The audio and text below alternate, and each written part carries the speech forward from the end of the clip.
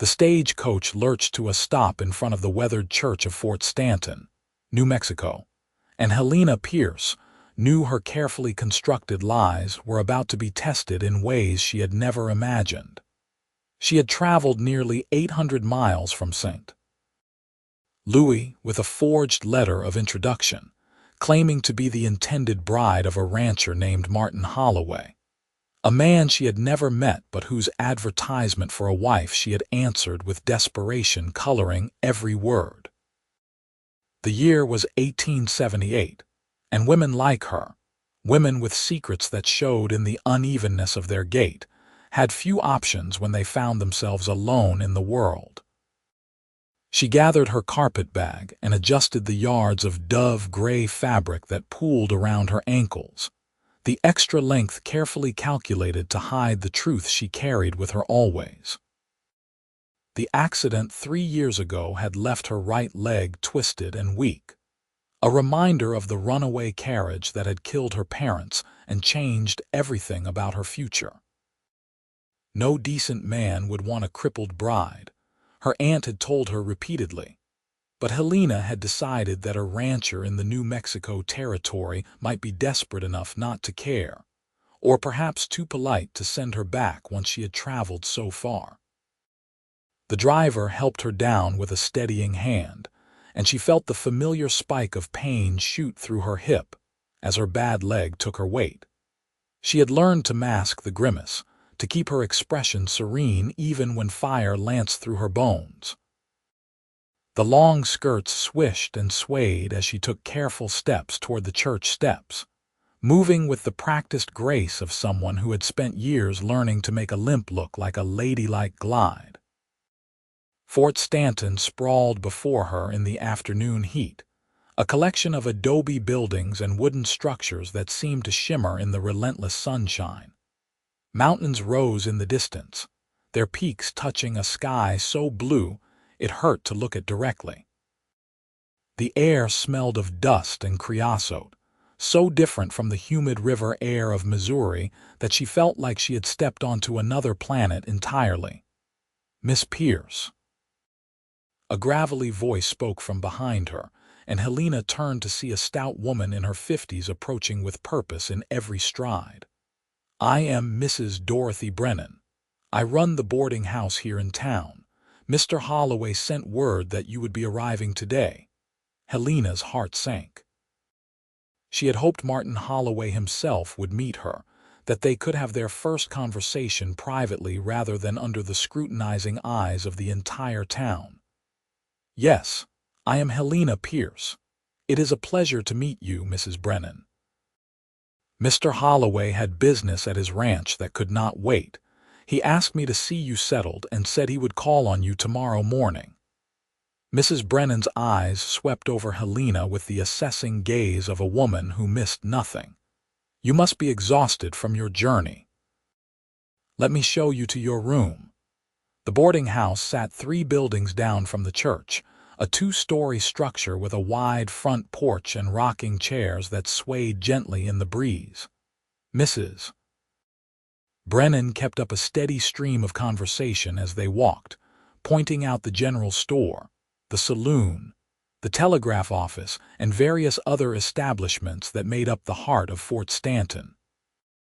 Helena focused on keeping her steps even, on not letting her exhaustion show in the drag of her foot. They climbed the stairs to the 2nd floor, and by the time they reached the landing, Helena's leg was trembling with the effort of appearing normal.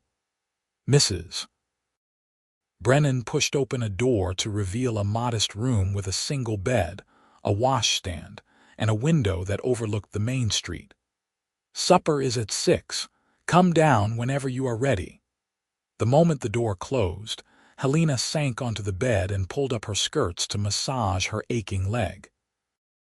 The twisted muscles jumped and spasmed under her fingers, and she bit her lip against the pain.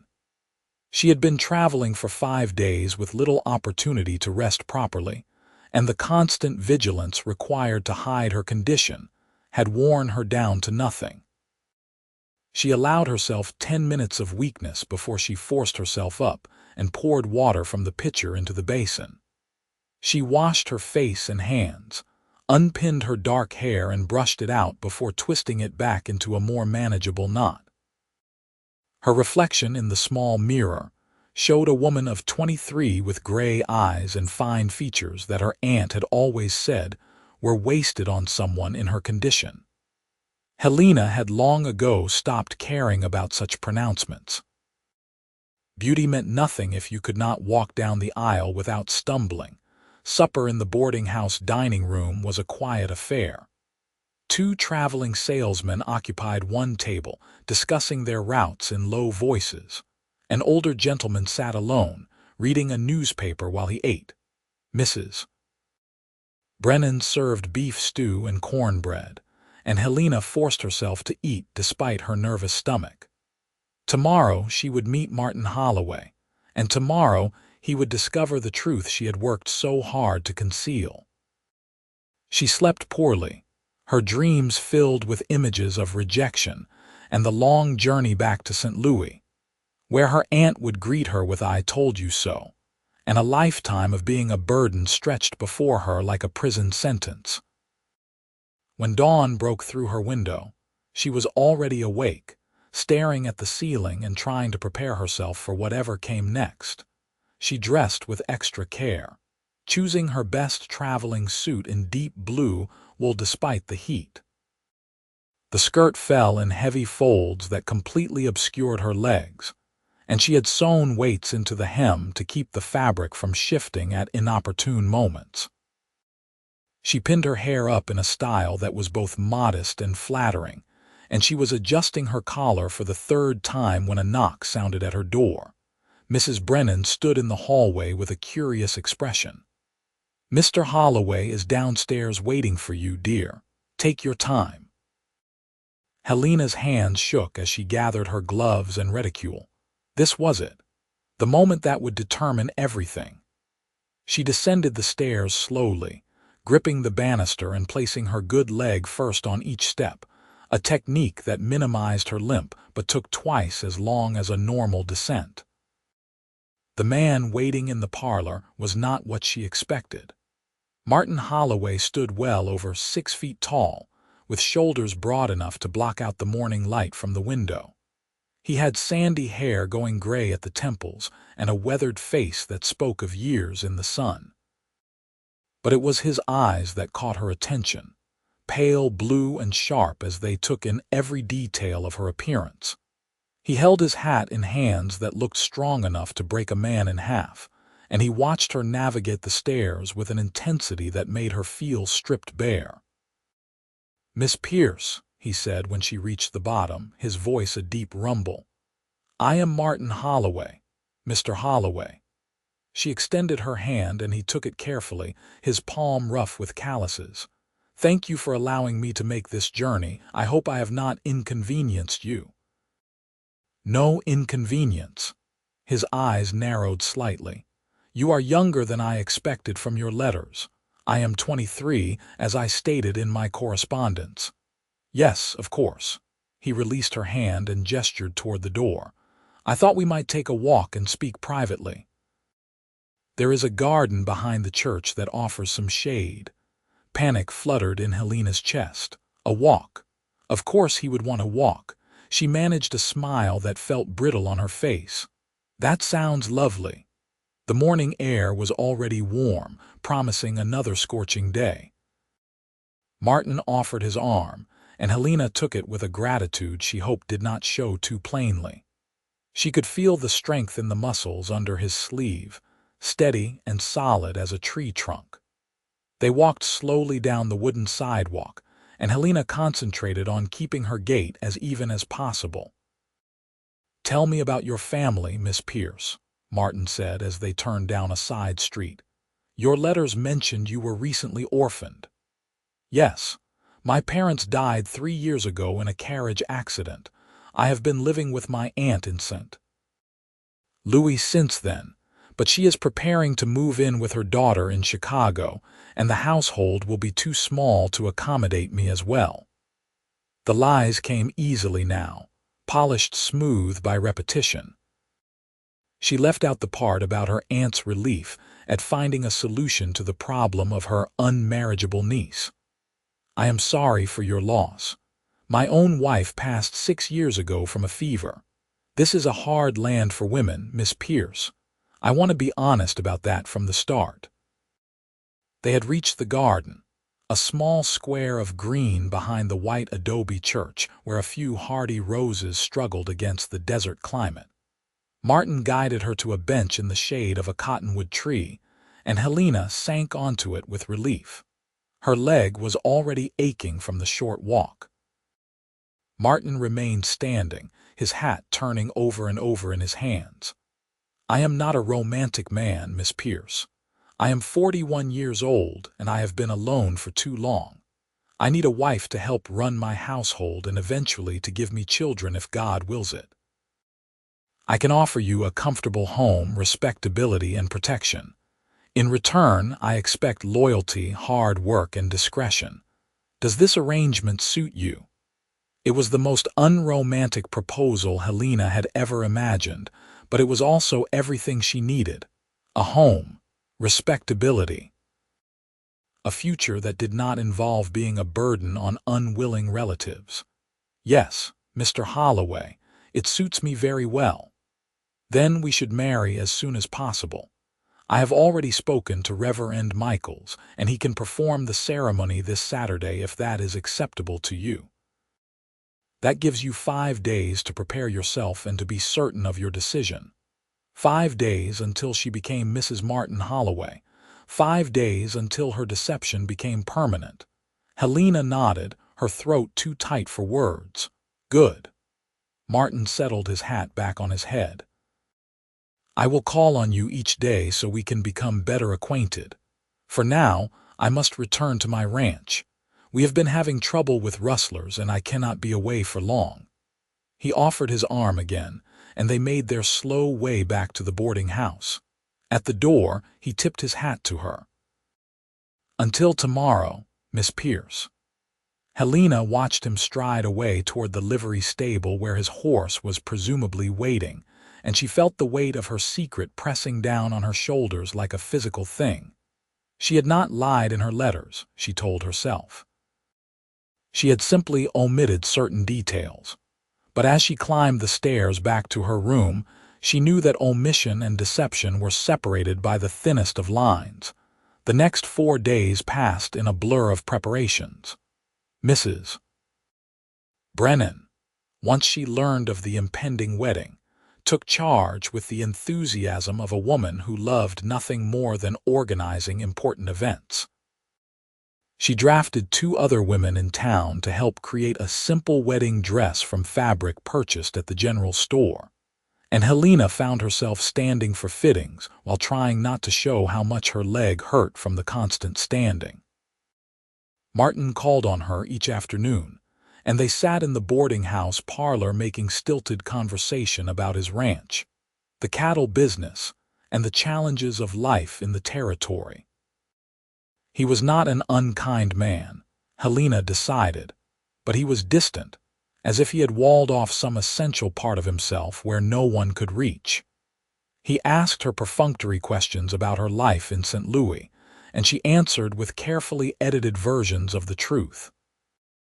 On Thursday afternoon, he arrived with a small box tied with string. "I brought you something," he said, almost shy. "It belonged to my mother." Inside the box lay a cameo brooch, the profile of a woman carved in delicate detail against a background of warm, honey-colored stone. "It is beautiful," Helena breathed, and for the first time she saw Martin smile, a small quirk of his lips that softened his weathered face.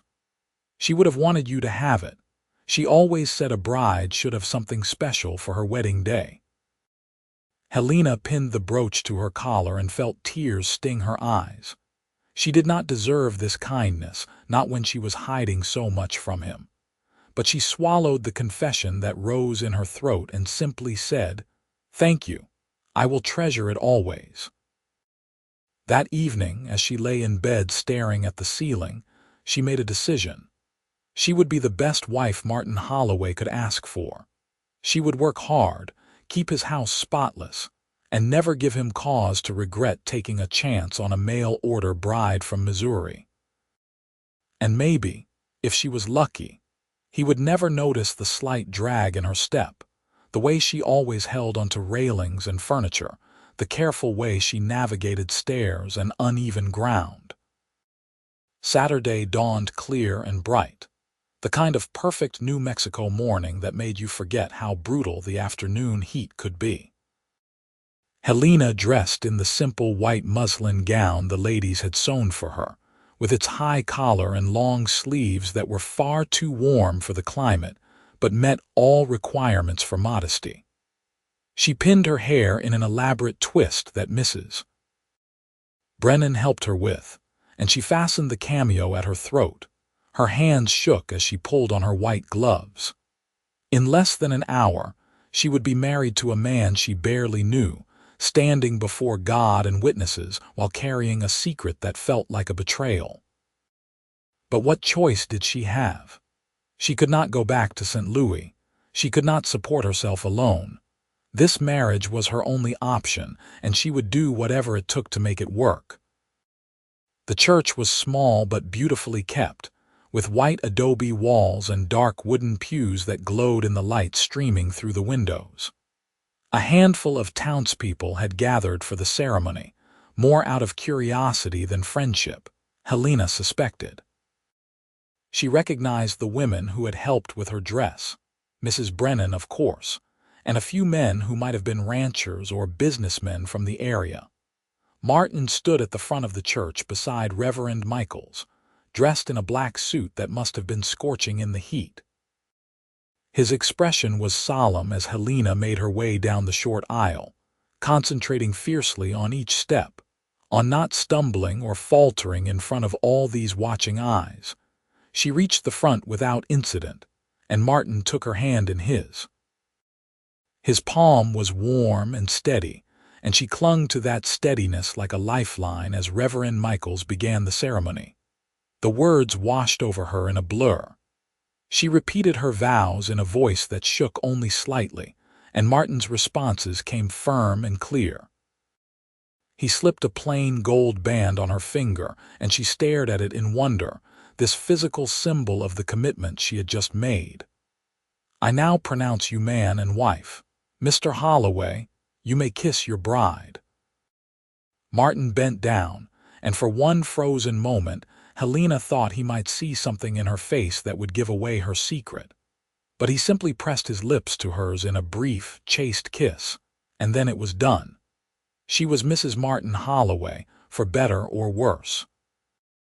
The small gathering moved to the boarding house for a wedding breakfast that Mrs. Brennan had prepared with more enthusiasm than the occasion probably warranted. There was ham and eggs, fresh bread, and a cake that was slightly lopsided but tasted wonderful. Helena smiled and nodded as people offered their congratulations, and she felt Martin's presence beside her like a solid wall, protecting her from too much scrutiny. After an hour, Martin touched her elbow gently. "We should head to the ranch. It is a 2-hour ride, and I want to arrive before the worst of the afternoon heat." Helena's stomach dropped. A 2-hour ride. She had not considered how she would manage horseback riding, an activity she had avoided since her accident. "Of course. Let me just gather my things." Her trunk was already loaded in a wagon that waited outside the boarding house, and Helena stared at the high bench seat with growing dread. How was she supposed to climb up there without revealing her weakness? But Martin solved the problem by simply placing his hands on her waist and lifting her onto the seat as easily as if she weighed nothing. His strength was startling, and Helena found herself settled before she had time to panic. He swung up beside her with easy grace and took the reins. They rolled out of Fort Stanton with the sun climbing higher in the cloudless sky. The town fell away behind them, replaced by rolling hills covered in scrub grass and dotted with juniper trees. Mountains rose on all sides, their slopes changing from green to gray to purple depending on how the light struck them. The ranch is about 8 miles south of town, Martin said, breaking the silence that had stretched between them. We run about 500 head of cattle on 20,000 acres. I have 3 men who work for me full-time and a few others who help during roundup. My foreman is a man named Owen Reeves. He has been with me for 10 years, and I trust him like a brother. It sounds like a substantial operation, Helena offered, trying to imagine what 20,000 acres looked like. It is a living. Not enough to make us rich, but enough to be comfortable if we are careful and the market holds steady. He glanced at her, his expression unreadable. The house is not fancy, but it is solid. My first wife, Catherine, kept it nice. I am afraid I have let some things go since she passed. I am sure it is lovely, Helena said, though her mind was racing with worries about how she would manage a ranch house and all the work that entailed. They rode in silence for a while, the only sounds the creak of the wagon wheels and the clip-clop of the horses' hooves on the packed dirt road. The heat pressed down on them like a physical weight, and Helena was grateful for the wide-brimmed hat Martin had handed her before they set out. She studied him from the corner of her eye, this stranger who was now her husband. His profile was strong, with a straight nose and a firm jaw shadowed with stubble. His hands on the reins were confident and sure. He carried himself with the easy competence of a man who knew his place in the world and made no apologies for it. "Tell me about your wife," Helena said impulsively. "Catherine, what was she like?" Martin was quiet for so long she thought he might not answer. Then he sighed, a long, slow exhale. "She was a good woman, strong. She came from a ranching family herself, so she understood the life. She could ride like the wind and rope a steer better than most men I knew. When the fever took her, I thought I might follow her into the grave. For a long time after, I did not care about much of anything."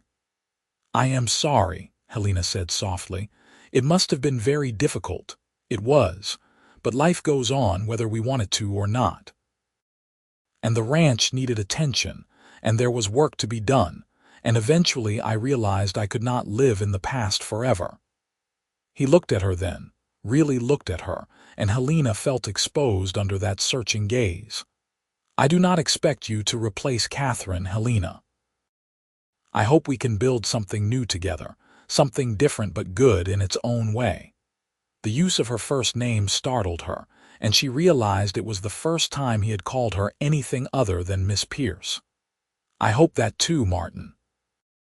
They crossed a shallow creek where cottonwoods clustered along the banks, and the road began to climb into hills covered with taller grass that rippled like water in the wind.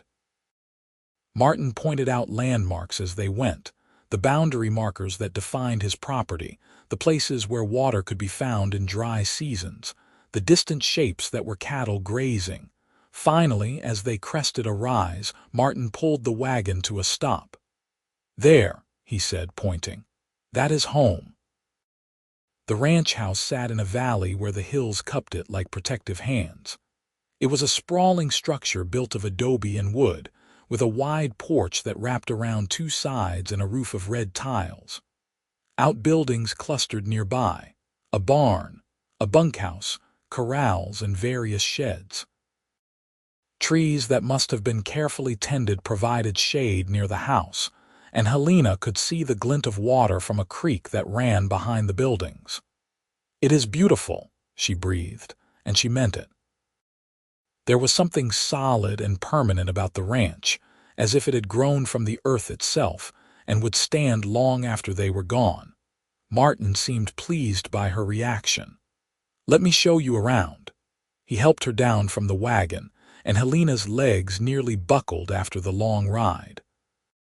Pain shot through her bad hip, and she grabbed the wagon side to steady herself. "Are you all right?" Martin's hand was on her elbow, supporting her. "Yes, I am sorry. I think I am just stiff from sitting so long." The excuse sounded hollow even to her own ears, but Martin accepted it with a nod. "Let me show you the house first, and you can rest while I take care of the horses." The front door opened into a large main room that served as both parlor and dining area. Heavy wooden furniture sat on floors of packed earth covered with woven rugs. A massive stone fireplace dominated one wall, and windows let in light and air from 3 sides. Doors led off to what Helena assumed were bedrooms and other rooms. "The kitchen is through there," Martin said, pointing to a door on the left. "There are 3 bedrooms. The largest is mine, was ours, I mean." He cleared his throat, clearly uncomfortable. "There is a guest room and a small room I use for an office. You should take some time to settle in and make any changes you want. This is your home now, too." He showed her quickly through the other rooms, pointing out storage areas and the washroom, before excusing himself to tend to the horses and her trunk. Helena stood in the main room after he left, feeling overwhelmed by the reality of her situation. This was her home now. This man was her husband. And somehow she had to find a way to manage all of it, while hiding the truth about her damaged leg. She limped slowly to the largest bedroom and sat on the edge of the big 4-poster bed, pulling up her skirts to massage her aching muscles. The room was spartanly furnished but clean, with a wardrobe, a dresser, and a washstand. A window looked out over the hills to the south, and she could see cattle moving slowly across the landscape. Her trunk arrived a few minutes later, carried by Martin and another man who he introduced as Owen Reeves, his foreman. Owen was in his 30s, tall and lean with dark hair and a ready smile. "Welcome to the ranch, Mrs. Holloway. We are glad to have you here." "Thank you, Mr. Reeves."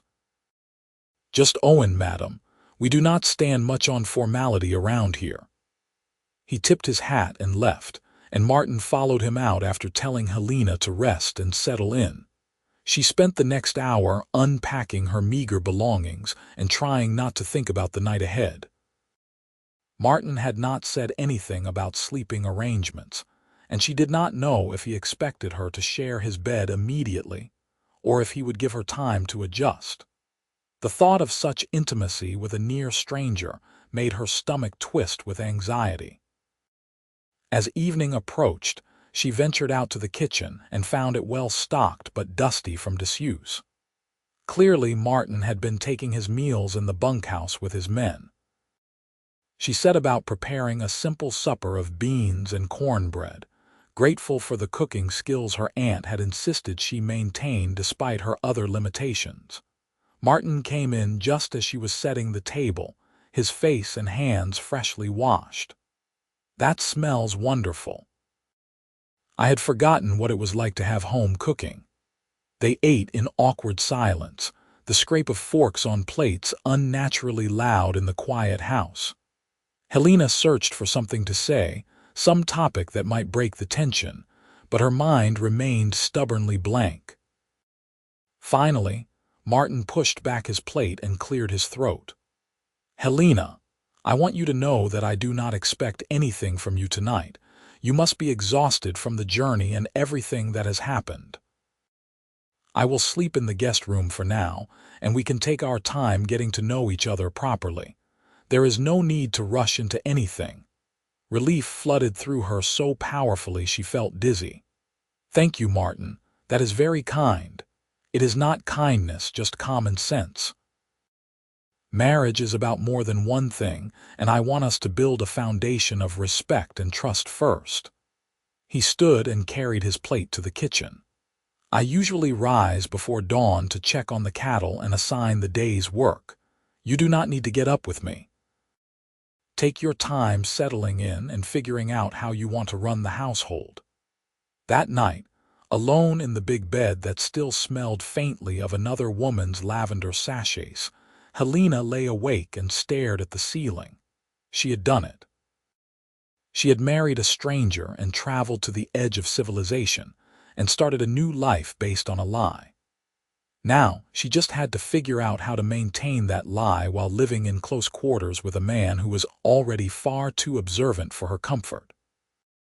The next morning she woke to find Martin already gone, and the house silent except for the sounds of birds outside her window.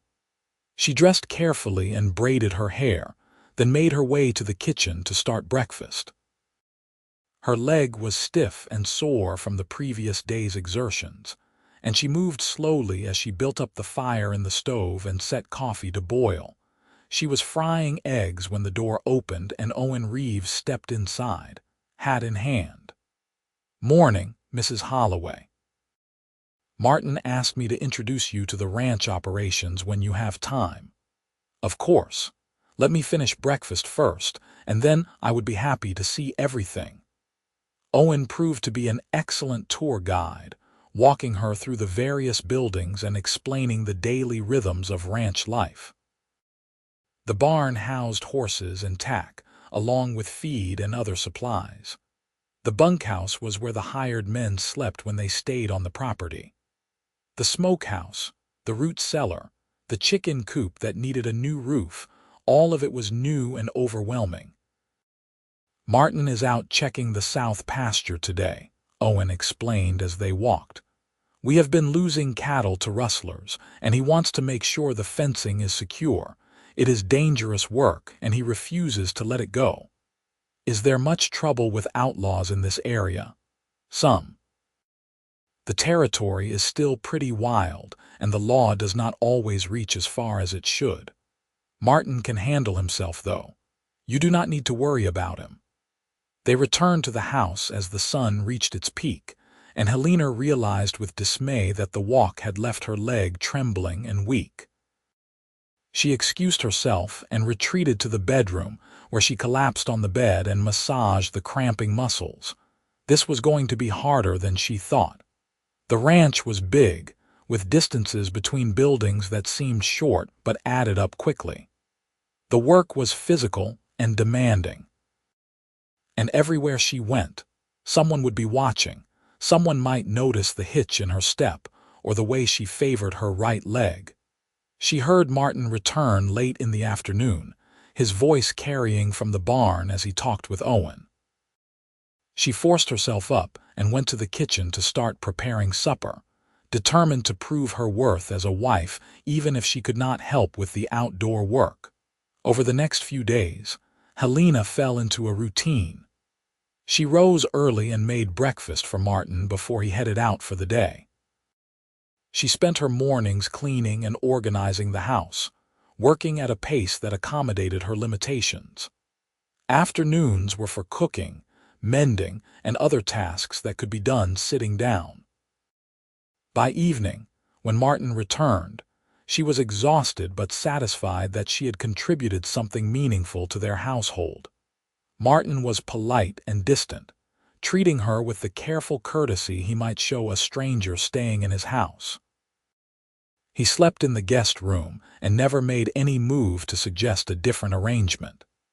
Helena told herself she was grateful for the reprieve, even as a small part of her wondered if he found her unattractive or somehow lacking. 10 days after their wedding, Helena was hanging laundry on the line behind the house when she heard the thunder of hooves approaching. She turned to see Martin riding hard toward the ranch, and even from a distance, she could tell something was wrong. Blood stained his shirt and he was swaying in the saddle. "Owen!" she screamed, dropping the sheet she had been hanging. "Owen, come quick!" The foreman appeared from the barn at a run, and together they helped Martin down from his horse. His face was gray with pain, and blood dripped from a wound in his left shoulder. "Rustlers," Martin grunted as they half-carried him toward the house. "Got into a shooting match. I am all right, just a graze." "You are not all right. You are bleeding everywhere," Helena snapped, fear making her sharp. "Get him inside. I need to see how bad it is." They maneuvered him into the bedroom and laid him on the bed, and Helena immediately began unbuttoning his blood-soaked shirt. The wound was in the fleshy part of his shoulder, and it was still bleeding freely. She sent Owen for water and clean cloths, then set about examining the injury with hands that were steadier than she expected. "The bullet went clean through," she said with relief. That is good. But we need to stop the bleeding and clean it thoroughly to prevent infection. How do you know about doctoring? Martin asked through gritted teeth. My mother taught me. She helped the midwife in our town and often tended to injuries. Another half-truth to add to her collection. Her mother had indeed been skilled in nursing, and Helena had learned well. What she did not mention was that she had also spent considerable time being treated for her own injuries after the accident. She worked quickly and efficiently, cleaning the wound and packing it with clean cotton before binding it tightly with strips torn from an old sheet. Martin bore the pain stoically, only the white cast to his lips revealing his discomfort. You need to rest, she told him firmly when she was finished. That shoulder is going to be useless for at least a week, maybe more. You should have Owen fetch the doctor from town. I will be fine. It is just a scratch. It is not just a scratch, and you will be fine if you do what I tell you and rest. She realized she was speaking to him as if he were a recalcitrant child and softened her tone. Please, Martin, I do not want to lose you when we have barely begun. Something flickered in his eyes, surprise perhaps, or maybe something warmer. All right, I will rest for a day or two, but I need to talk to Owen about the cattle. Later. Right now you need to sleep. She pulled a quilt over him and left the room, closing the door softly behind her. Over the next 3 days, Helena tended Martin with a dedication that surprised them both. She changed his bandages twice daily, checking for signs of infection. She made him broths and soups when he had little appetite. She sat by his bedside and read to him from the few books she had brought from St. Louis. And in caring for him, something shifted between them. The careful distance began to erode, replaced by a tentative intimacy born of forced proximity and shared vulnerability. Martin talked more freely when the fever from his wound made him restless, telling her stories about his childhood in Texas, about Catherine and the early years of building the ranch, about his hopes for the future. Helena found herself responding with stories of her own, though she edited carefully around the dangerous topics. She told him about her parents, about growing up in St. Louis, about the books she loved, and the dreams she had harbored before everything changed. On the 4th day, Martin insisted on getting out of bed despite her protests. He was weak and shaky, but determined to at least sit in the main room rather than being confined to the bedroom any longer. Helena helped him to a chair by the window, supporting him with an arm around his waist, and she felt the solid warmth of him against her side. "Thank you," he said when he was settled, and his hand caught hers and held it. "You have been a better wife than I had any right to expect. I know this marriage was an arrangement of convenience, but I want you to know that I am grateful you are here." Helena's throat tightened with emotion. "I am grateful too, Martin, more than you know." He looked up at her, and for the first time she saw real warmth in those pale blue eyes. "I think we might make this work, Helena, if we are both willing to try." "I am willing," she whispered. His hand came up to cup her cheek, and he drew her down slowly, giving her time to pull away if she wanted. But she did not want to pull away. She wanted this kiss, wanted the connection it represented. Their lips met gently, and this time it was not the perfunctory brush of a wedding ceremony but something deeper and more genuine. When they parted, Helena was trembling, and Martin's eyes had darkened with emotion. "I think I will need to stay off that shoulder for a few more days," he said, his voice rough, "just to make sure it heals properly." Helena laughed, surprising herself with the sound. "I think that would be wise." Over the following weeks, as Martin healed and regained his strength, their relationship continued to evolve. They talked more freely, shared more easily. Martin began to seek her opinion on ranch decisions, valuing her perspective even though she knew little about cattle. Helena found herself looking forward to the evenings when they would sit together on the porch and watch the sun set over the mountains, talking about everything and nothing. But the secret of her leg still stood between them, an unspoken barrier she could not bring herself to cross. She continued to hide it carefully, wearing her long skirts and moving with cautious deliberation when he was watching. She made excuses when he suggested they go riding together or walk to check on the cattle in the near pastures. It all came crashing down on a Wednesday afternoon in late September. Martin had ridden out early to help with moving cattle to a different grazing area, and Helena had spent the morning baking bread and churning butter. After lunch, she decided to walk to the creek to fetch fresh water, a task she had been avoiding because of the distance involved. The path was uneven, studded with rocks and twisted roots from the cottonwood trees. Helena picked her way carefully, concentrating on each step. She was almost to the creek bank when her bad leg simply gave out, the muscles spasming without warning. She fell hard, crying out as she went down, and the water bucket went flying. Pain exploded through her hip and leg, and for a long moment she simply lay there gasping. Then she heard the pounding of hooves, and Martin was there, throwing himself off his horse and running to her side. "Helena, are you hurt? What happened?" His hands moved over her, checking for injuries, and she tried to push him away. "I am fine, I just tripped, I am fine."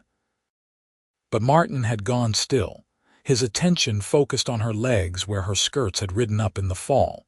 The twisted shape of her right leg was clearly visible, the unnatural angle and the wasted muscle that no amount of fabric could hide now. "Your leg," he said quietly. "You are injured." Helena felt tears sting her eyes as she scrambled to pull her skirts down, to cover the evidence of her deformity. "Please, just help me up." "How long has it been like that?" Martin's voice was flat, emotionless, and Helena could not tell if he was angry or disgusted or simply shocked. 3 years. Since the accident that killed my parents. The carriage rolled and my leg was crushed underneath. "Please, Martin, just help me back to the house and I can explain."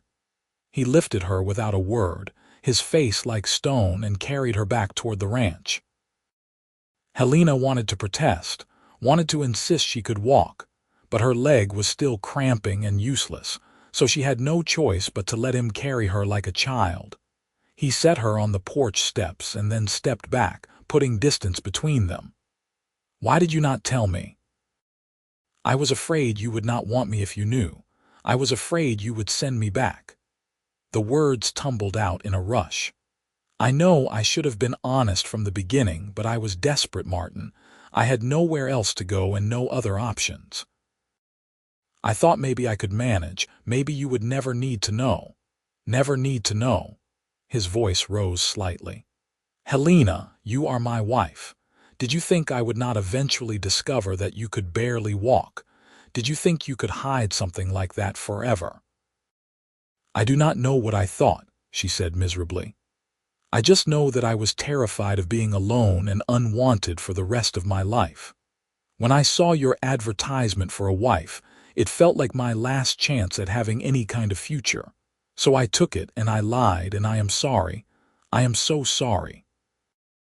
Martin turned away from her, his hands clenched into fists at his sides. "I need to think about this."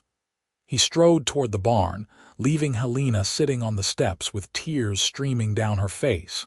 She had known this moment would come eventually, had dreaded it every day since she arrived. But knowing it was inevitable did not make the reality any easier to bear. She pulled herself up using the porch railing and limped inside, no longer bothering to hide her ungainly gait. What was the point now? He had seen the truth. Her carefully constructed facade had crumbled to dust. She went to the bedroom and began pulling her trunk from under the bed, packing her few belongings with shaking hands. He would want her gone, of course. The marriage had been based on false pretenses, and he had every right to annul it and send her back to St. Louis in disgrace. She was folding her wedding dress when the door opened behind her. Martin stood in the doorway, his hat in his hands, his expression unreadable. "What are you doing?" "Packing. I assume you will want me to leave as soon as possible. I have enough money for the stagecoach ticket back to St. Louis." "I will not ask you for anything. Leave." He stepped into the room, genuine confusion on his face. "Why would I want you to leave?" Helena stared at him, uncertain if she had heard correctly. "Because I lied to you. Because I am damaged and cannot do all the things a ranch wife should be able to do. Because you married me under false pretenses." Martin set his hat on the dresser and came to sit beside her on the bed. "Helena, I am not angry that you have an injured leg. I am angry that you did not trust me enough to tell me about it. Do you think I am so shallow that I would reject you over something like that? Most men would. My aunt told me so repeatedly. She said no decent man would want a cripple for a wife." "Then your aunt is a fool, and I am sorry she made you feel that way." Martin took her hands in his thumbs rubbing circles on her palms. "Yes, I am disappointed that you lied, but I understand why you did it, and I do not blame you for being afraid. What I want to know now is what we do moving forward. I want you to stay, Helena. I want us to build the marriage we have been working toward these past weeks, but I need you to be honest with me from now on. No more hiding, no more secrets. Can you do that?" Helena felt a sob work its way up her throat. "You really want me to stay?" "Yes, I really want you to stay. You are my wife, Helena. For better or worse, remember. This falls under the worse category, but that does not change my commitment to you." She threw her arms around his neck, nearly knocking him over with the force of her embrace. "Thank you," she whispered against his shoulder. "Thank you for giving me another chance." His arms came around her, strong and sure, holding her close. "We will figure this out together. You can tell me what you need, what makes the pain worse, what helps. We can make adjustments around the ranch so things are easier for you. And Helena, you do not ever have to hide from me again. I want to know all of you, not just the parts you think are acceptable." They sat together on the bed for a long time, holding each other as the afternoon light faded to evening. Helena told him everything, the details of the accident, the months of recovery, the constant pain that ebbed and flowed, the shame her aunt had heaped on her damaged body. Martin listened without judgment, his hand stroking her back in soothing circles. When she finally fell silent, he tipped her chin up to look at him. "You are the strongest person I have ever met. What you have survived, what you have overcome, that takes courage I can barely imagine. I am honored that you chose to build a life with me. Even though I lied, even though you lied, though I expect complete honesty from now on, understand. I understand." She took a deep breath. "Then I should tell you that I have been struggling with the distances around the ranch. Walking from the house to the barn exhausts me, and I have been afraid to admit it." Martin nodded thoughtfully. "What if I built you a bench halfway between the house and the barn? You could rest there when you need to. And I can ask Owen to bring the wagon closer when you need to go into town rather than making you ride in the wagon all the way from the barn. That would help. Thank you. What else?" Over the next hour, they discussed practical changes that could make life on the ranch easier for her. A railing along the porch steps, a chair in the kitchen so she could sit while cooking, better lighting in the house so she could see obstacles on the floor more clearly. Martin approached it all with the same practical efficiency he brought to ranch operations, and Helena felt a warmth spreading through her chest that had nothing to do with physical attraction. As darkness fell, Martin stood and offered her his hand. "Come have supper with me. And then I think it is time I moved back into this bedroom, if you are agreeable. We have wasted enough time keeping our distance from each other." Helena took his hand and let him pull her to her feet. "I am very agreeable to that." That night, for the first time, they shared a bed as a true married couple. Martin was gentle and patient, conscious of her injury and the pain certain positions caused. But he was also passionate and attentive, showing her pleasures she had never imagined. Afterwards, as she lay in his arms listening to his heartbeat steady under her ear, Helena felt a peace she had not known in years. The next morning, Martin woke before dawn as usual, but instead of slipping out quietly, he leaned over and kissed her forehead. "I am going to check on the cattle in the east pasture. Take your time getting up, and please do not try to do too much today. Your leg needs to heal from yesterday's fall."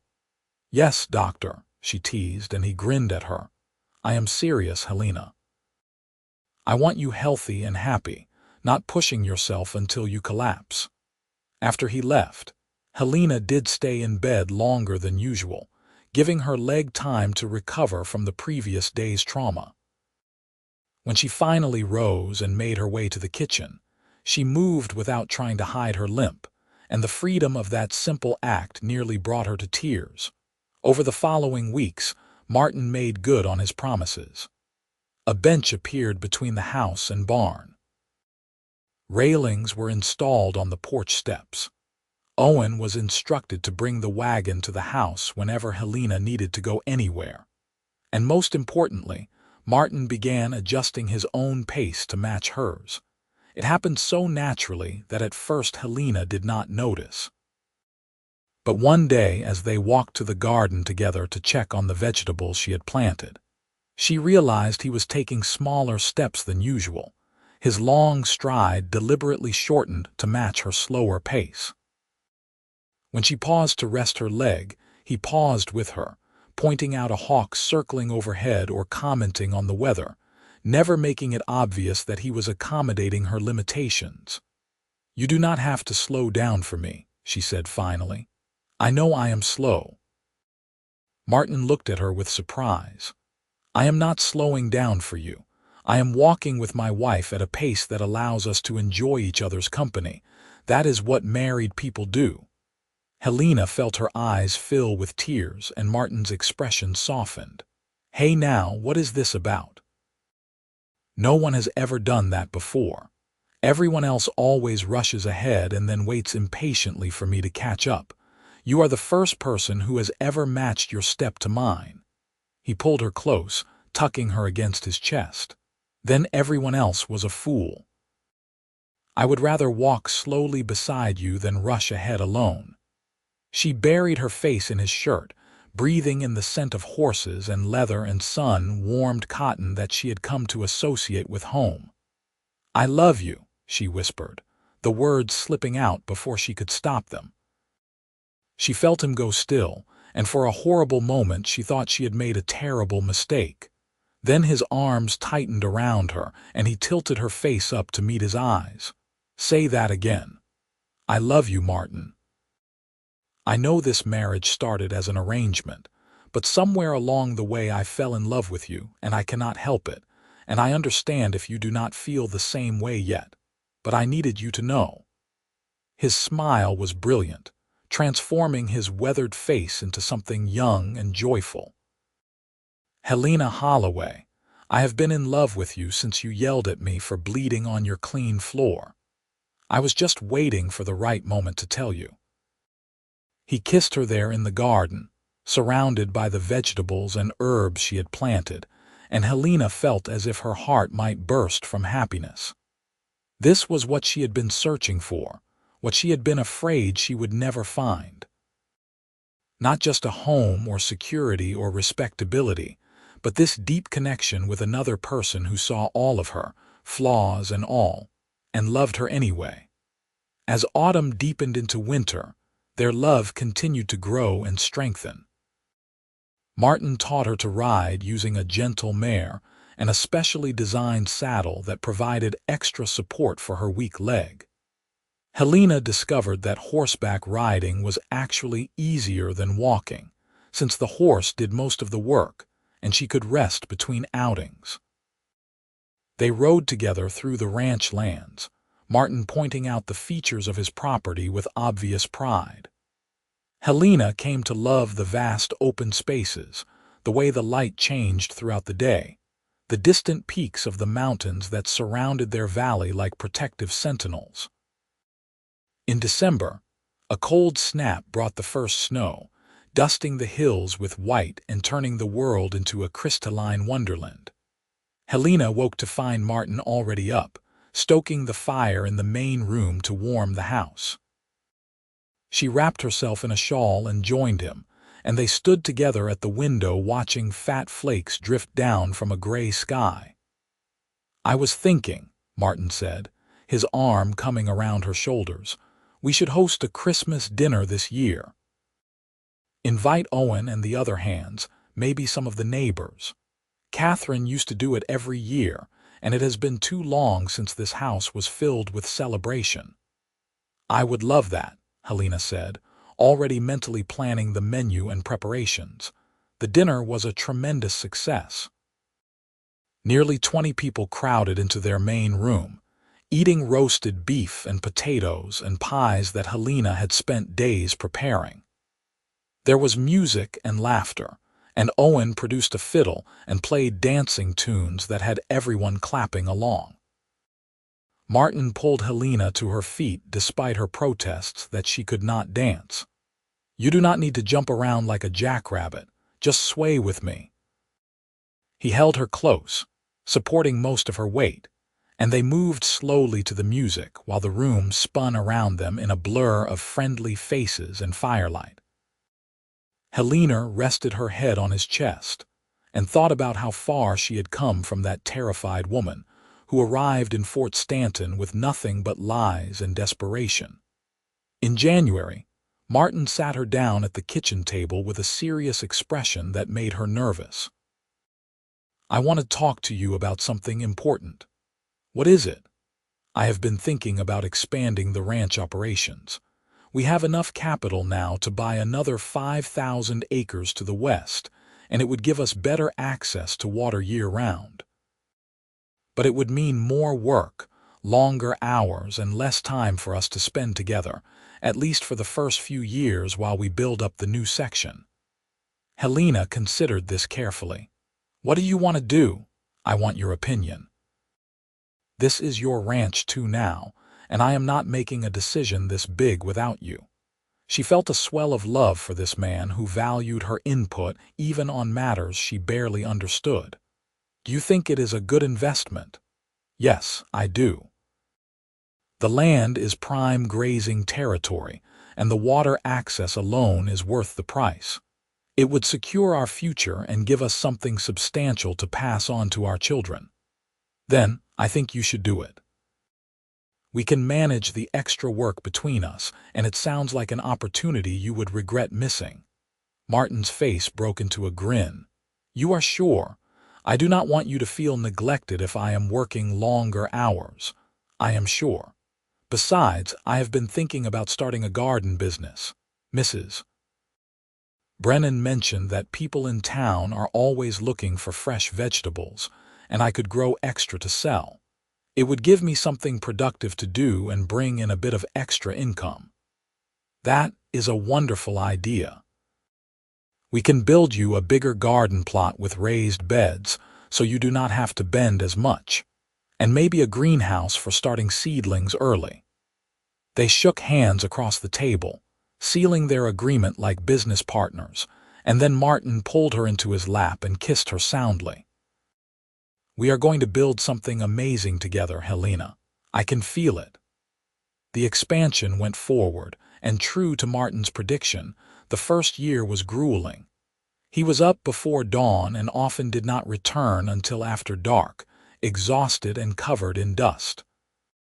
But Helena matched his dedication with her own efforts. She expanded her garden, experimented with different crops, and began selling her surplus in town. She also took over more of the household bookkeeping, discovering she had a head for numbers that served them well. Despite the long hours and hard work, their marriage thrived. They made the most of the time they had together, stealing kisses in the barn and sitting close on the porch swing in the evenings. Martin never made Helena feel like her limitations were a burden, and he continued to match his pace to hers whenever they walked together. In the spring, Helena realized she had missed her monthly courses for the second time. She waited another week to be sure, and when the third week passed with no sign, she allowed herself to hope. She rode into town to see the doctor, and he confirmed what she had already begun to suspect. She was pregnant. Fear and joy warred within her as she made the journey back to the ranch. She wanted this baby desperately, but she was terrified of what the pregnancy would mean for her damaged leg. Would she be able to carry a child to term? Would the extra weight cause permanent damage to her hip? And most frightening of all, what if she passed her deformity on to her child? She was sitting on the porch swing, lost in worried thoughts when Martin rode up that evening. He took one look at her face and immediately dismounted, taking the steps 2 at a time. "What is wrong? Are you hurt? Did something happen in town?" "I am pregnant," she blurted out and then burst into tears. Martin's expression went through several rapid changes: shock, joy, concern, before settling on a tender happiness that made her cry harder. "That is wonderful news. Why are you crying? What if I cannot carry the baby? What if my leg makes it impossible? What if the child is born with my deformity? What if I am a terrible mother because I cannot run and play like other mothers?" The fears poured out in a rush. Martin sat beside her and pulled her into his arms, letting her cry against his chest. "Helena, listen to me. You are going to be an amazing mother. Our child will be blessed to have you, bad leg and all. And as for the rest, we will talk to the doctor and make sure you get the care you need. We will take this one day at a time together, just like we have done with everything else." "You are not worried. I am terrified," he admitted with a shaky laugh. "But I am also happier than I have been in years. We are going to have a baby, Helena, our baby. That is worth being scared for." She clung to him as the sun set over the mountains, drawing strength from his solid presence. Whatever challenges lay ahead, they would face them together. The pregnancy was not easy. Helena's leg ached constantly under the extra weight, and by her 6th month she could barely walk without Martin's support. The doctor advised her to stay off her feet as much as possible, so Martin hired a woman from town to help with the heavier household chores. But despite the difficulties, Helena glowed with happiness. She spent her days sewing tiny clothes and blankets, preparing the small bedroom that would become the nursery. Martin rode to her in the evenings, his hand resting on her swollen belly to feel the baby kick. In late October, as the leaves turned gold in the cottonwoods, Helena went into labor. It was long and difficult, nearly 20 hours of pain that left her exhausted and frightened. Martin stayed by her side the entire time, holding her hand and offering words of encouragement even when she snapped at him to shut up. Finally, as dawn broke over the mountains, their daughter entered the world with a lusty cry that filled the house with sound. The doctor placed the tiny, squirming bundle in Helena's arms, and she counted fingers and toes with trembling hands. "Is she all right?" she asked anxiously. "Her legs, are they normal? She is perfect," the doctor assured her. 10 fingers, 10 toes, and lungs like a blacksmith's bellows. Congratulations, Mrs. Holloway." Martin leaned over to peer at his daughter with awe written across his face. "She is beautiful, just like her mother." "She has your eyes," Helena said, noting the pale blue gaze that stared up at her with unfocused intensity. "We should name her Catherine, after my first wife. I think she would have been happy to know her name lived on."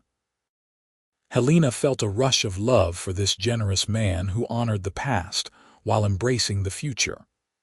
Catherine Helena Holloway. It is perfect. Little Catherine proved to be a demanding infant, crying at all hours and requiring constant attention. Helena worried that she would not be able to care for a baby when she could barely walk herself, but she quickly discovered that most of infant care could be done sitting down. She nursed Catherine in the rocking chair Martin had made for her. She changed diapers on a table set at the perfect height. She sang lullabies while seated on the bed with pillows supporting her back. Martin was a devoted father, walking the floors with Catherine when she fussed at night, changing diapers without complaint, and spending hours simply staring at his daughter with besotted wonder. He built a cradle that rocked with the slightest touch, and he carved wooden toys for her to grow into. Owen and the other ranch hands were equally smitten, taking turns holding the baby and making ridiculous faces to earn her rare smiles. The ranch became a livelier place with an infant in residence, filled with laughter and the constant background noise of a baby discovering the world. As Catherine grew from an infant into a toddler, new challenges arose. She was an active child, constantly moving, and Helena struggled to keep up with her. But Martin had anticipated this problem and built a series of gates and pens where Catherine could play safely while her mother watched from a chair. He also taught Catherine early on to come when called, emphasizing that Mama could not chase after her like other mothers. Catherine seemed to understand instinctively that her mother was different. By the time she was 3, she would slow her own steps when walking beside Helena, unconsciously mimicking her father's habit of matching his pace to accommodate the person beside him. It melted Helena's heart every time she saw her small daughter deliberately shortening her stride so they could walk together. "Mama cannot walk fast," Catherine would explain importantly to anyone who asked. "So we go slow so she can keep up. Papa says that is what families do." When Catherine was 4, Helena discovered she was pregnant again.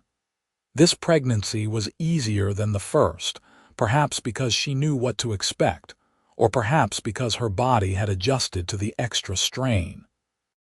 Their son was born on a cool spring morning, healthy and vigorous, with Martin's strong features and Helena's gray eyes.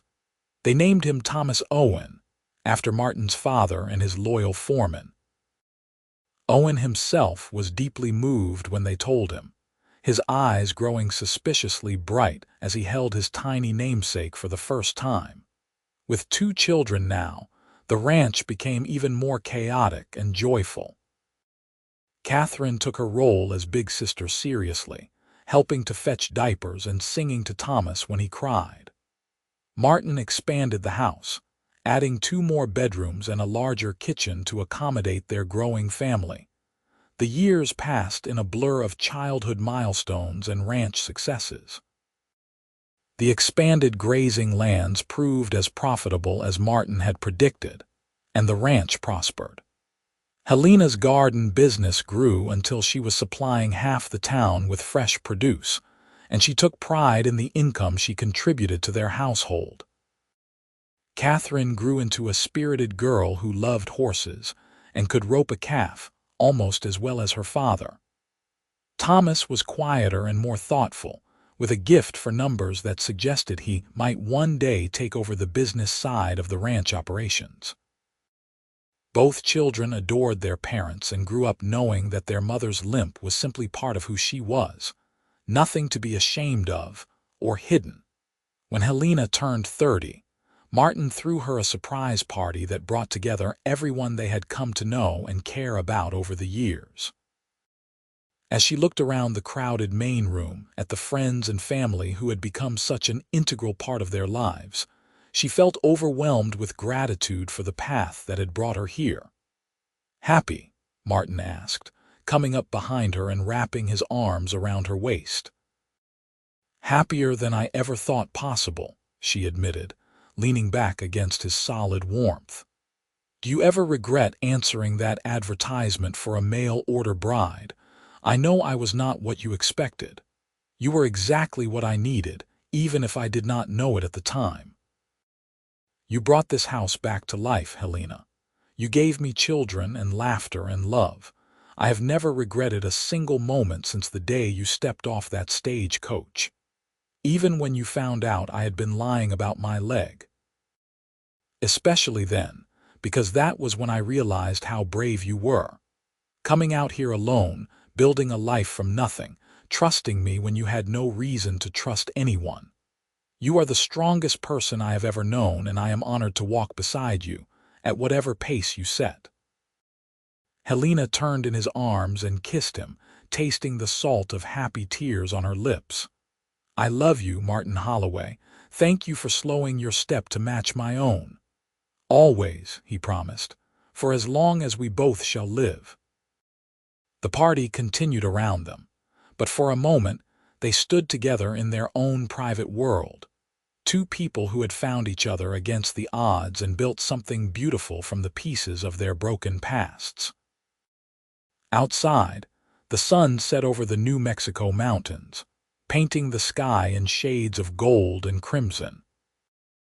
Inside, their children laughed and played, secure in the love of parents who had learned that the most important journey was not about speed or distance, but about finding someone willing to walk beside you every step of the way. As the evening wore on and guests began to depart, Martin and Helena stood on the porch waving goodbye, his arm around her shoulders and her head resting against his chest. Catherine and Thomas had fallen asleep on the couch inside, exhausted from the excitement. "I have been thinking," Martin said quietly. "Owen has been talking about retiring in a few years. What would you think about Thomas taking over as foreman when he is old enough? He has a good head for the work, and it would keep the ranch in the family. I think Thomas would love that. He worships Owen and follows him around like a shadow whenever he gets the chance." Helena paused. "What about Catherine? She is just as capable with the cattle, maybe more so. I know. I was thinking we might split the responsibilities. Thomas could handle the business side and Catherine could manage the day-to-day ranch operations. They would make a good team, partners like us." "Exactly like us." Martin kissed the top of her head. "We built something good here, Helena, something that will last long after we are gone." "We did we not?" She smiled up at him. The girl who hid her limp and the rancher who slowed his step. Not exactly the start of a great romance, but it worked out in the end. More than worked out. It was perfect. He took her hand and laced their fingers together. "Come on, let us get those children to bed, and then I want to dance with my wife under the stars." "Martin Holloway, I cannot dance. I never could." "Sure you can. You just sway and let me do the work. We have been doing it for years." They carried their sleeping children to their beds, tucking them in with gentle kisses and whispered good nights. Then Martin led Helena back outside to the porch where the cool night air carried the scent of sage and the distant sound of cattle lowing in the darkness. He pulled her close, humming a tune under his breath, and they moved together in the silver moonlight. Helena's bad leg dragged slightly with each step, but Martin adjusted his movements to accommodate her, just as he had been doing since that day in the garden when he first told her he loved her. "You know what I realized today?" Helena asked as they swayed together. "What is that?" "I spent so many years being afraid that my limp would prevent me from having a normal life, from finding love and building a family. But the truth is, my limp brought me to you. If I had been whole and perfect, I would never have been desperate enough to answer that advertisement. I would never have come to New Mexico. I would never have found this place or these people or this life. So in a strange way, I am grateful for the accident that changed everything." Martin pulled back to look at her, his eyes shining with emotion in the moonlight. "I am grateful too, because you are right. If things had been different, we would never have found each other, and that would have been a tragedy beyond measure. Do you think Catherine knew? Your first Catherine, I mean. Do you think she somehow arranged for me to find your advertisement to bring us together? I like to think she did. She always wanted me to be happy, and she would have loved you.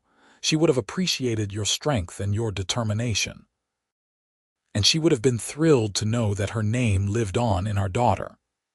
They stood together on the porch for a long time, holding each other and watching the stars wheel overhead in their ancient patterns.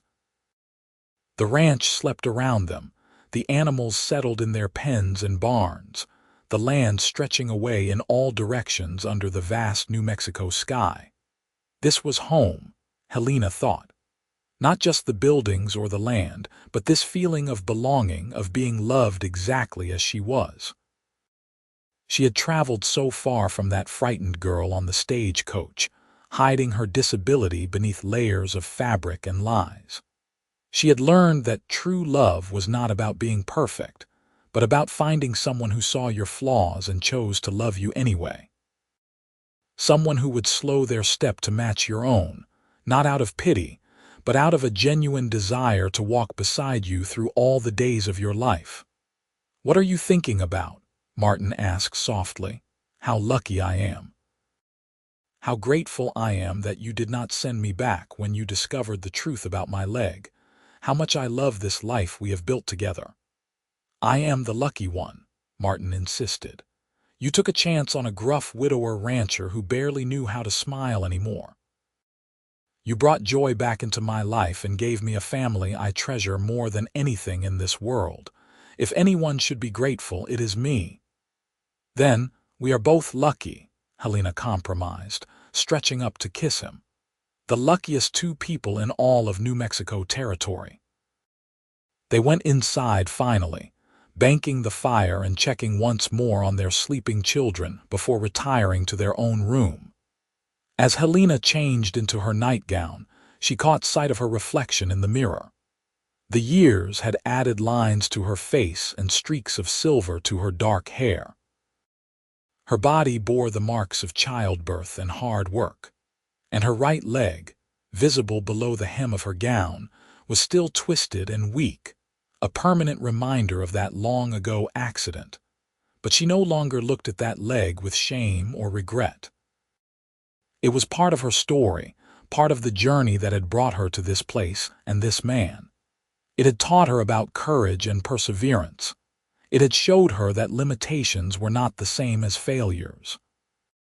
And it had led her to understand that the most important person in your life was not someone who raced ahead, leaving you to struggle along behind, but someone who deliberately matched their pace to yours.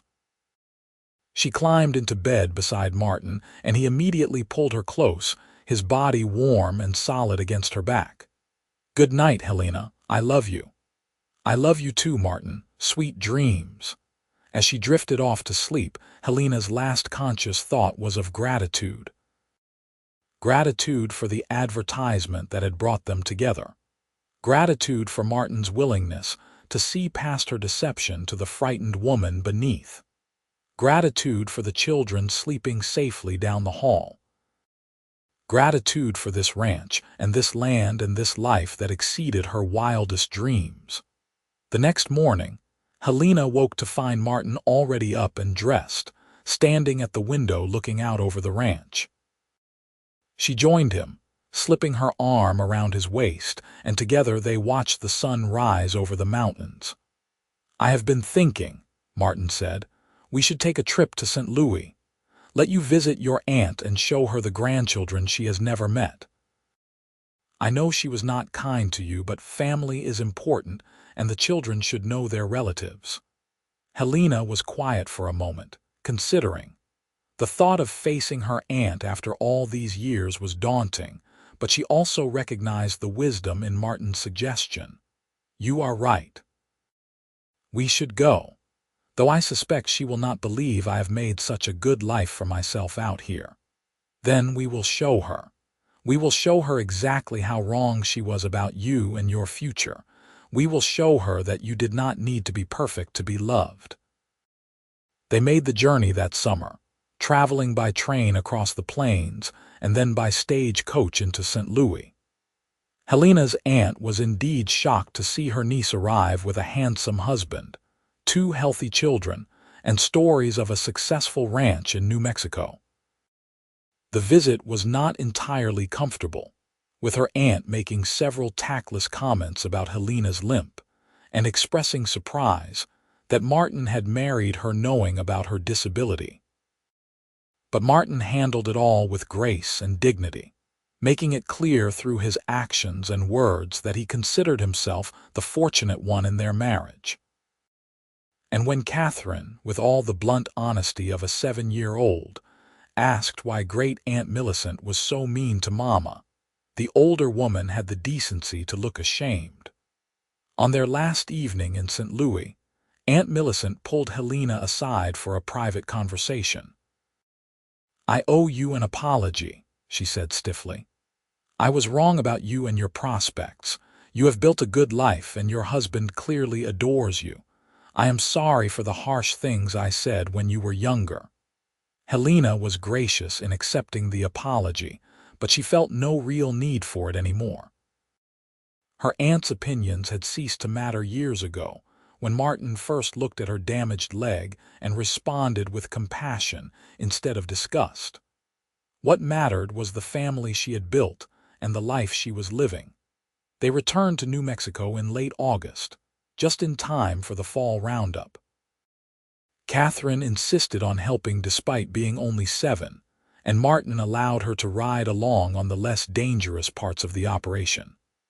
Thomas stayed closer to home, helping his mother with the garden harvest and learning to keep the account books. As the years continued to pass, the ranch continued to prosper. Martin and Helena expanded their operations further, adding sheep to supplement the cattle income. Helena's garden business grew until she was employing 2 women from town to help with the planting and harvesting. They built a larger house on a hill overlooking the original ranch, a sprawling structure with wide porches and modern conveniences like indoor plumbing and a proper bathtub. Catherine grew into a beautiful young woman who could outride and outrope most of the men on the ranch. She inherited her father's skill with cattle and her mother's head for business. Thomas became Owen's shadow, learning everything the older man could teach him about ranch management and cattle breeding. Both children understood from an early age that they were being groomed to take over the family business, and both embraced that future with enthusiasm. When Catherine was 18, a young rancher from a neighboring spread began courting her with serious intentions. Helena watched the courtship with mixed emotions, happy to see her daughter finding love, but also aware that marriage would eventually take Catherine away to her own home and family. "Does it bother you that he has 2 good legs and Catherine does not have to worry about hiding any disabilities?" Martin asked one evening as they watched the young couple walk together in the garden. "No," Helena said truthfully. "What bothers me is that she will never have to understand what it feels like to be judged for something beyond your control. She will never know the fear of being rejected for her body. And in some ways, that makes me sad because those experiences, as painful as they were, taught me important lessons about resilience and self-worth." "She will face her own challenges," Martin said wisely. "Different from yours, but no less real. And when she does, she will draw on the strength you have modeled for her all her life. You have taught both our children that obstacles can be overcome and that limitations do not define a person. That is a valuable lesson, Helena." Catherine married the young rancher in a wedding that was the social event of the season in Fort Stanton. Helena watched her daughter walk down the aisle with perfect, easy steps, and she felt a fierce pride and gratitude that Catherine would never have to hide or apologize for her body. She had given her children that gift, a childhood free from the shame that had marked her own youth. Thomas married a few years later, bringing home a practical young woman who had been raised on a ranch and understood the demands of the life. Together, they moved into the original ranch house, which had been renovated and updated, while Martin and Helena remained in the larger house on the hill. With both children married and starting families of their own, Martin and Helena entered a new phase of their relationship.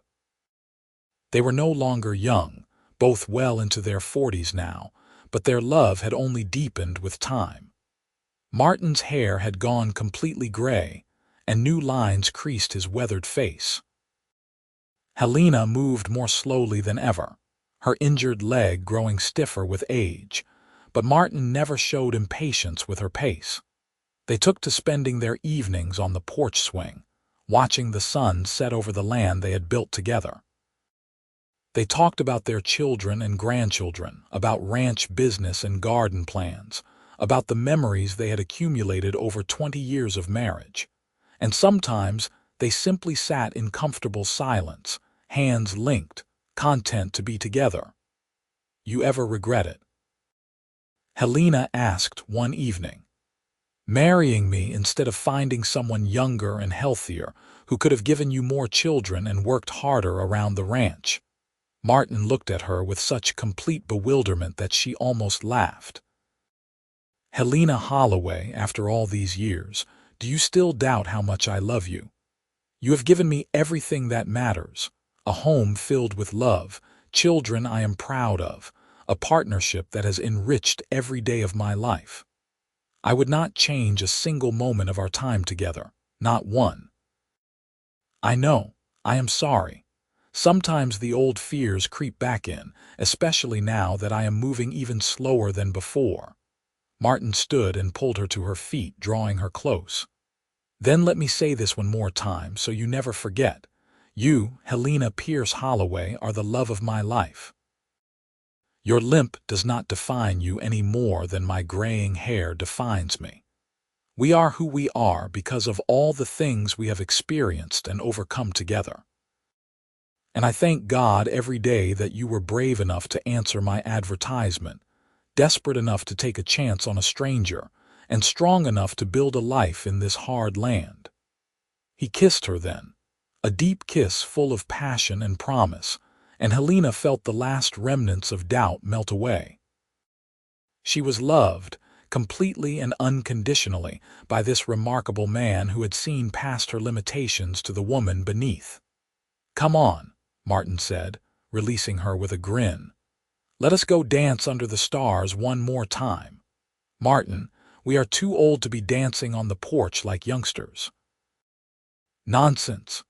We are never too old to dance together. Besides, I have been slowing my step to match yours for 20 years. I'm not about to stop now." So they danced, moving slowly in the moonlight while the ranch slept around them and the stars wheeled overhead in their ancient patterns. Martin supported Helena's weight, compensating for her weak leg with his own strength, and they swayed together to music only they could hear. The years continued to pass, bringing more grandchildren and new challenges and joys. Martin remained active in the ranch operations well into his 60s, though he increasingly turned over the day-to-day management to Thomas and Catherine. Helena's garden business became legendary in the region, with people traveling from miles away to buy her produce and seedlings. They celebrated their 30th wedding anniversary surrounded by children and grandchildren, a raucous gathering that filled the house to bursting. As Helena looked around at the family they had created, at the legacy of love and determination that would continue long after they were gone, she felt a profound sense of accomplishment. She had started with nothing but lies and desperation, a damaged body and a fearful heart. She had risked everything on a chance encounter with a stranger who advertised for a wife. And from those unpromising beginnings, she had built a life beyond her wildest dreams. "Penny for your thoughts," Martin said, coming up beside her with 2 glasses of punch. "I was just thinking about that day I arrived in Fort Stanton, so scared and certain I would be sent back in disgrace. I never imagined all of this." She gestured to encompass the crowded room, the laughter and love that filled every corner. "I did," Martin said quietly. "From the moment you yelled at me for getting blood on your floor, I knew you were special. I knew we could build something amazing together if we were both willing to try. And we did we not? We certainly did." Helena raised her glass to toast him. To the cowboy who slowed his step, and to 30 more years of walking together. To 30 more years, Martin agreed, touching his glass to hers. They lived those years in contentment and joy, watching their grandchildren grow and welcoming great-grandchildren into the world. They faced the challenges of aging with the same partnership that had carried them through earlier difficulties, supporting each other through illness and loss, and the inevitable slowing that came with advanced years. Helena's leg gave her more trouble as she aged, confining her increasingly to the house and limiting her mobility. But Martin was always there, carrying her when she could not walk, bringing the world to her when she could not go to it. He read to her for hours, held her hand through long winter nights, and never once made her feel like a burden. When Martin passed away at the age of 78, Helena felt as if part of her own soul had been ripped away. They had been married for nearly 40 years, and she could barely remember a time when he had not been beside her, matching his step to hers. The whole territory turned out for his funeral, ranchers and townsfolk and family members who had loved and respected the man who had built an empire with integrity and kindness. Catherine and Thomas stood on either side of their mother, supporting her physically and emotionally as they laid Martin to rest on a hillside overlooking the ranch he had loved. Helena lived for another 5 years after Martin's death, surrounded by the love of her children and grandchildren. She spent her days on the porch of the big house, wrapped in quilts and watching the land that had become her home. She told stories to her great-grandchildren about the early days of the ranch, about their great-grandfather's strength and kindness, about the journey that had brought her from St. Louis to New Mexico so many years ago. On a warm autumn afternoon, with the mountains glowing gold in the setting sun, Helena closed her eyes and slipped peacefully away. Her children found her on the porch swing, a slight smile on her weathered face, at peace at last. They buried her beside Martin on that hillside, under a headstone that read, Helena Pierce Holloway, beloved wife, mother, and friend. She walked her own path with courage and grace. And below that, at Catherine's insistence, they added one more line. He slowed his step to match her own, and together they danced through life. The ranch continued under Thomas's management, with Catherine's children taking increasing roles in the operations. Helena's famous gardens were maintained by her granddaughter, who had inherited her love of growing things. And every year on the anniversary of Martin and Helena's wedding, the family gathered at that hillside cemetery to tell stories and remember the remarkable love story that had started with a desperate lie and blossomed into something beautiful and enduring. Because sometimes the most powerful love stories are not about two perfect people finding each other, but about two imperfect souls who choose to walk together, matching their steps, compensating for each other's weaknesses, and building something stronger than either could have created alone. Martin and Helena had understood that truth, had lived it every day of their married life, and had passed that legacy on to the generations that followed. Their story became legend in Fort Stanton and the surrounding territory, told and retold until it took on the quality of a fairy tale. The bride who hid her limp beneath long skirts, the cowboy who slowed his step to match her own. Two unlikely people who found each other against all odds and created a love that would endure long after they were gone. A testament to the transformative power of acceptance, compassion, and the simple but profound act of choosing to walk beside someone, at whatever pace they need, for as long as life allows.